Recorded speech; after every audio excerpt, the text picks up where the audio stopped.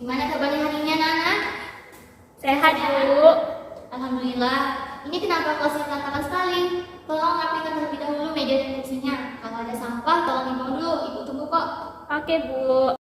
Nah, kalau udah bersih kayak gini kan kita jadi enak belajarnya, nyaman juga kalau dilihat. Oke, selanjutnya Ibu akan meminta kepada ketua kelas untuk memimpin doa. Siap, berdoa mulai. Selesai. Oke, sebelum kita mulai pelajaran, Ibu mau ambil absen terlebih dahulu ya. Yang namanya terpanggil, tolong tangannya diangkat. Azalea, Hadir, Bu. Atarasi, Hadir, Bu. David, Nggak ada, Bu. kemana David? Sakit, Bu, katanya. Oh ya udah, nanti jangan lupa dijenguk temannya ya, biar bisa belajar lagi bareng kita. Baik, Bu. Dan buat anak-anak Ibu semua, tetaplah jaga kesehatan, jaga pola makannya biar nggak sakit. Nanti kalau udah sakit kan repot. Karena apa? Kita bisa ketinggalan kelas, ketinggalan pelajaran, nanti ujung-ujungnya nggak bisa menjawab soal ujian. Jadi jaga kesehatan ya, dan juga anak-anak Ibu sebagai peserta didik tentunya tidak lupa untuk selalu belajar dimanapun kalian berada, tuntutlah ilmu. Karena usaha itu tidak mengkhianati hasil, tetapi tidak melupakan kesehatan juga. Oke, Bu. Oke, sebelum masuk ke materi yang baru, Ibu mau review dulu nih materi kita minggu lalu, yaitu tentang fungsi-fungsi manajemen. Ada yang masih ingat apa aja fungsi-fungsi manajemen itu? Saya, Bu. Ya, coba telas. Fungsi manajemen itu umumnya terdiri dari 4 fungsi, di antaranya yaitu fungsi perencanaan, fungsi pengorganisasian, fungsi pengarahan, dan fungsi evaluasi, Bu.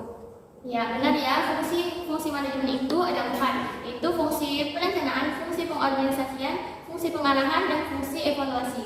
Oke, selanjutnya coba Azalea, tolong jelaskan secara ringkas masing-masing fungsi manajemen tersebut. Perencanaan itu adalah aktivitas menyusun hal apa yang akan dikerjakan, sedangkan pengorganisasian itu membagi kegiatan besar menjadi kegiatan yang lebih kecil sehingga mudah dilakukan. Dan pengarahan yaitu tindakan untuk mengusahakan agar semua anggota melakukan kegiatan sesuai dengan rencana, dan evaluasi yang terakhir adalah menilai apakah kerja yang sudah dilakukan itu sesuai dengan planning, bisa juga memberikan solusinya. Seperti sekali anak-anak Ibu hebat, masih ingat dengan materi kita minggu lalu. Beri tepuk tangan untuk kita semua. Baiklah, pada pertemuan hari ini kita belajar tentang unsur-unsur manajemen. Di mana tujuan kita pada pelajaran hari ini adalah peserta didik mampu memahami dan menyebutkan kembali materi kita, yaitu tentang unsur-unsur manajemen. Nah, Ibu harapkan nanti setelah kita belajar, anak-anak Ibu semua mampu paham dengan materi yang kita jelaskan atau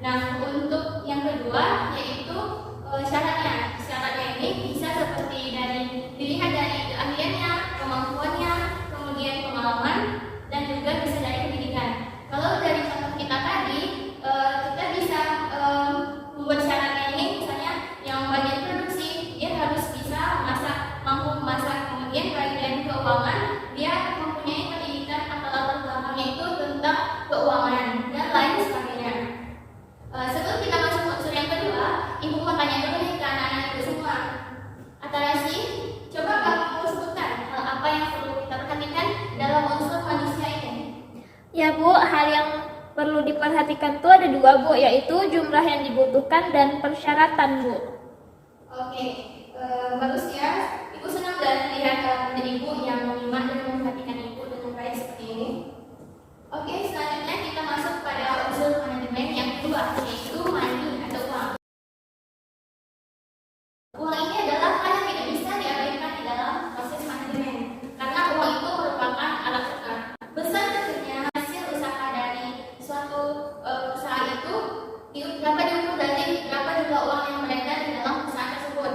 Oleh karena itu, uang merupakan hal penting untuk mencapai tujuan, karena segala sesuatunya itu harus dihitung atau harus diperhitungkan secara rasional. Nah, hal ini berhubungan dengan berapa uang yang kita butuhkan untuk membayar gaji karyawan atau pekerja yang dari unsur yang pertama tadi, yaitu unsur human atau manusia. Kemudian kita juga bisa merencanakan berapa uang yang kita sediakan, yang harus kita sediakan untuk membeli bahan-bahan dan juga membeli alat-alat untuk mendukung proses produksi. Nah, unsur yang berikutnya yaitu unsur material atau bahan. Nah, untuk unsur material atau bahan ini, untuk memproduksi suatu barang, perusahaan itu membutuhkan bahan baku. Ketersediaan bahan baku itu sangat penting dalam proses produksi, baik berupa bahan baku atau bahan mentah, kemudian diolah menjadi bahan jadi atau barang setengah jadi. Untuk bisa memproduksi barang yang baik sesuai dengan keinginan, selain dibutuhkan manusia yang ahli di bidangnya, yaitu yang hitungan tadi, juga dibutuhkan bahan baku yang baik dan juga bahan baku yang berkualitas. Selanjutnya yaitu unsur yang keempat adalah unsur mesin.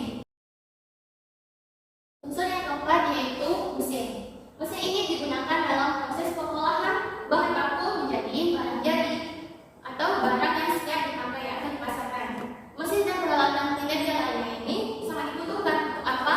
Untuk memudahkan pekerjaan yang sulit menjadi pekerjaan yang mudah, pekerjaan yang lebih efektif, dan juga pekerjaan yang bisa diselesaikan dengan cepat, serta dapat berperan dalam meningkatkan hasil dan keuntungan dari perusahaan tersebut. Sampai di sini ada yang ingin ditanyakan? Atalasi paham? Paham, Bu.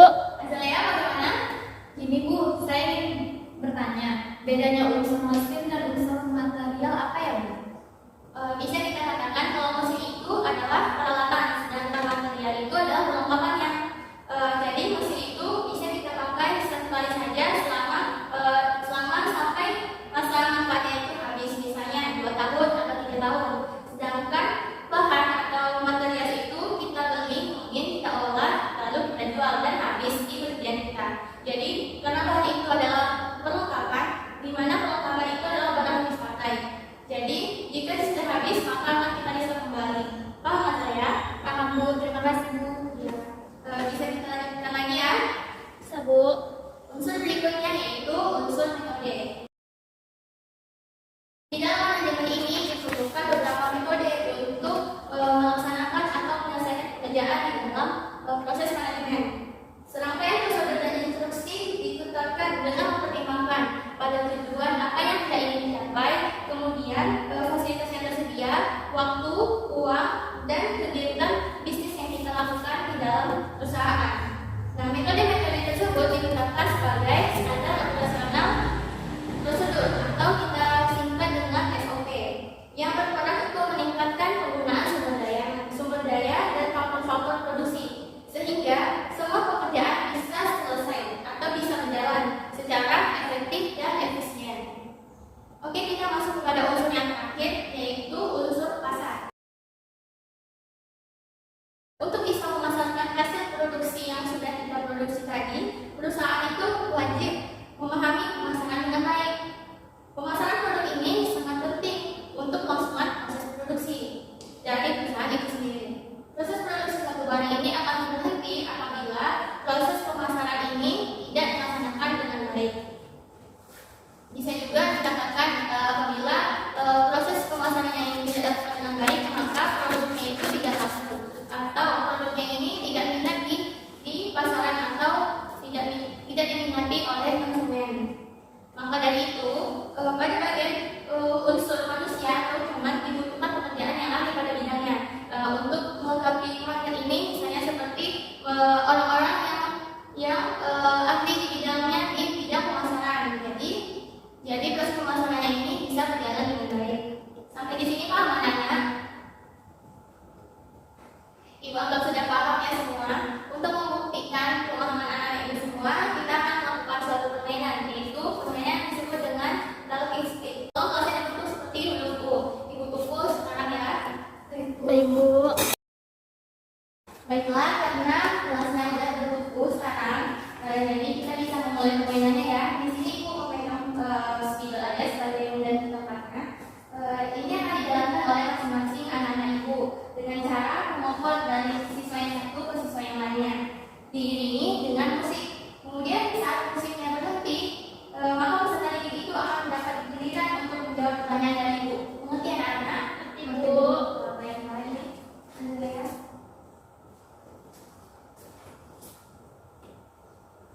Sekarang ibu kan ya maksudnya saya dijalankan.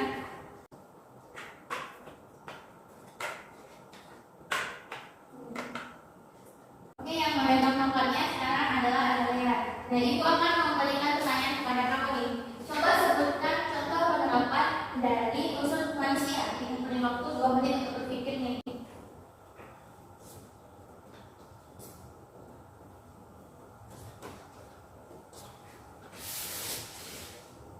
Oke, waktunya sudah habis. Bagaimana Adelia?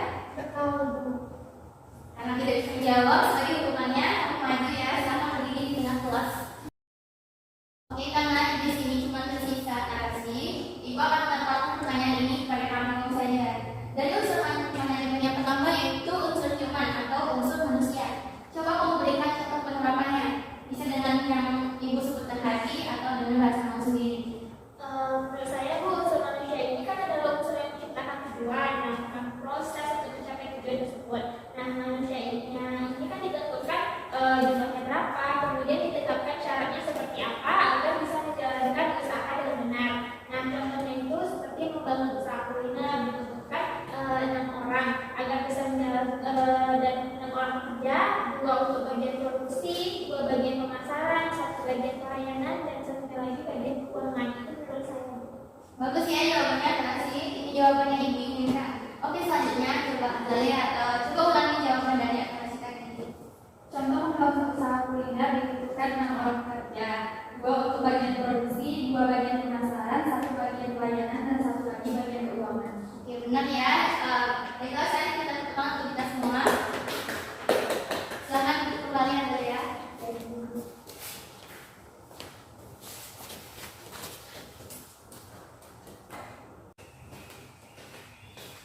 Baiklah anak-anak, sepertinya permainan tadi sudah selesai kita kerjakan. Sekarang ibu mau memberikan kesempatan nih kepada anak-anak semua. Jika ada yang ingin ditanyakan, ditanyakan sekarang. Saya mau Ya, silakan Adelia. apa yang akan terjadi dalam suatu perusahaan jika salah satu unsur, misalnya unsur mesin itu tidak ada? Nah, pertanyaan bagus nih dari Adelia. Sekarang ibu mau open pertanyaan ini kepada Atarasi. Coba kamu mengungkapkan pendapat kamu dari pertanyaan Adelia. Baik Bu, menurut saya Bu, jika unsur mesin tidak ada, maka pekerjaan yang dilakukan akan lama diselesaikan. Bagaimana Adelia? Apakah kamu mendengar yang dikatakan oleh temannya? Ya Bu, saya sudah paham. Nah, sebagai tambahan ibu akan menambahkan jawaban dari Atarasi. Jika satu unsur saja tidak ada, maka tujuan yang sudah direncanakan oleh perusahaan itu akan sulit tercapai atau tetap tercapai tapi lama waktunya yang dibutuhkan. Kemudian misalnya nih jika salah satunya nggak ada seperti unsur mesin tidak ada, akan bagaimana? Pekerjaan itu akan tetap selesai tetapi membutuhkan waktu yang lama sehingga tidak efektif maupun tidak efisien. Sampai di sini paham? Oke, sebelum kita ulang materi, ibu mau memutarkan sebuah rekaman. Ibu harapkan anak-anak mendengarkan rekaman yang akan ibu sajikan ini.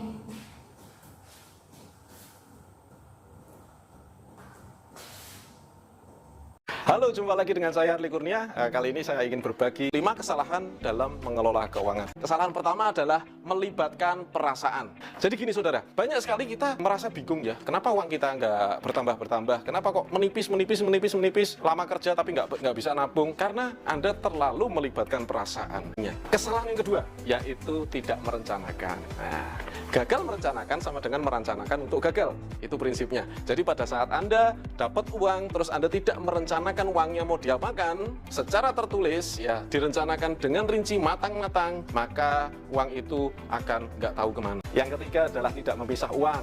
Saudara sekalian, uang adalah sesuatu yang memang harus dipisah-pisah supaya mudah untuk diatur, maka harus dipisah. Kemudian yang keempat, kesalahan yang keempat adalah banyak sekali orang yang tidak mencatat pengeluaran. Ya, pengeluaran itu harus dicatat. Kesalahan yang kelima adalah tidak melakukan evaluasi. Saudara sekalian, banyak dari kita ya mungkin sudah benar ya semuanya, empat-empatnya sudah benar, tapi tidak pernah melakukan evaluasi, yaitu sama aja bohong. Untuk apa dicatat, untuk apa dipisah-pisah, untuk apa direncanakan, untuk apa diatur uangnya kalau tidak pernah dievaluasi.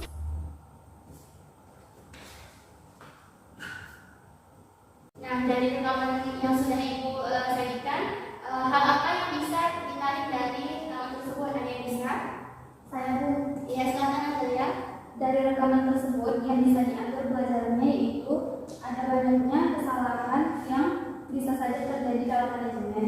Kesalahan yang terjadi misalnya tidak merencanakan bagian keuangan dengan matang, menyamaratakan uang pribadi dengan uang perusahaan. Iya, jawaban yang baik ya dari dari akurasi apakah ada tambahan? Ada Bu, jawabannya sama. Oke, pelajaran hari ini mungkin sampai di sini aja. Ibu akan merangkum materinya yang sudah kita pelajari pada hari ini, yaitu tentang unsur-unsur manajemen. Unsur-unsur manajemen ini ada 6, yaitu unsur manusia, unsur uang, unsur mesin, unsur bahan baku, unsur materi, unsur bahan baku, unsur metode, dan unsur pasar. Nah, jika salah satu dari unsur itu tidak ada, itu akan berdampak terhadap unsur-unsur lainnya, sehingga tujuan perusahaan tidak akan tercapai atau sulit dicapai. Setuju ya? Ibu, Coba ada kasih ulangi apa yang ibu sampaikan.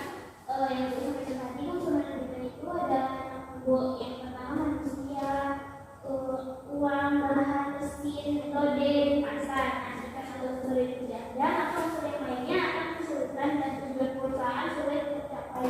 Oke, ibu rasa semuanya sudah paham ya untuk mengapresiasi pelajaran kita pada hari ini. Silakan untuk pertama untuk kita semua. Baiklah, sebelum ibu untuk pelajaran pada hari ini, ibu akan memberikan tugas pada anak-anak ibu semua, yaitu untuk pertemuan selanjutnya kita akan membahas tentang bidang-bidang manajemen. Dan silakan cari materi tentang bidang manajemen, kemudian pahami dari materi tersebut. Karena pada pertemuan selanjutnya ibu akan memberikan pertanyaan berupa kuis sebagai pembuka pembelajaran. Paham dengan tugasnya? Paham. Baiklah, ibu akan memberikan sedikit motivasi. Ibu pernah mendengarkan kata-kata ini, yaitu barang siapa yang bersungguh-sungguh maka dia akan mendapatkan kesuksesan. Nah, artinya siapa yang bersungguh dalam belajar atau siapa yang tekun dalam belajarnya, dia akan mendapatkan kesuksesan nantinya. Walaupun sekarang tidak kelihatan hasilnya, tapi itu akan sangat bermanfaat di kemudian hari. Sekian pelajaran hari ini. Apabila ada kesalahan, ibu mohon maaf. Terima kasih atas perhatiannya. Assalamualaikum warahmatullahi wabarakatuh. Waalaikumsalam warahmatullahi wabarakatuh.